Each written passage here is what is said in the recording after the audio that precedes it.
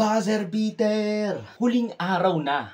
Umabot pa for the suspense ang nalalabing impeachment complaint laban kay Vice President Sara Duterte.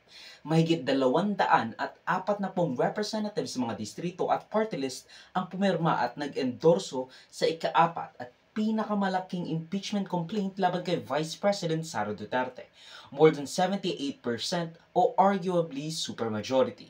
Nadagdagan pa nga ng 24 signatures after that day matapos i-file yung 215 original na pirma. Bakit ba napakahalaga na marami ang pumirma sa impeachment complaint? Bakit mahalaga na more than 1/3 ng House of Representatives ang pumirma sa articles of impeachment complaint lodged against Duterte?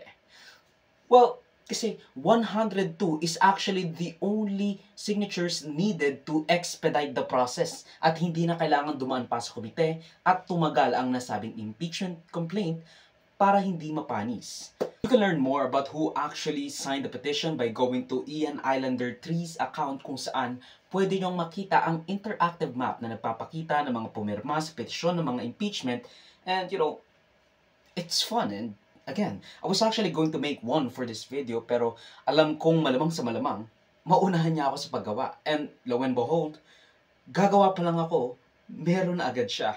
So drop a follow sa kanyang Twitter account for more fun Filipino electoral maps. Now this comes at a particularly worrying time considering as you can see from the calendar session of the third regular session ng Kongreso, adjourn na ang session ng Kongreso from February 8, though apparently February 5 na, to June 2nd to, aside from regular breaks, ay to probably give way sa re-election campaign ng lahat ng miyembro ng House of Representatives at kalahati ng Senado.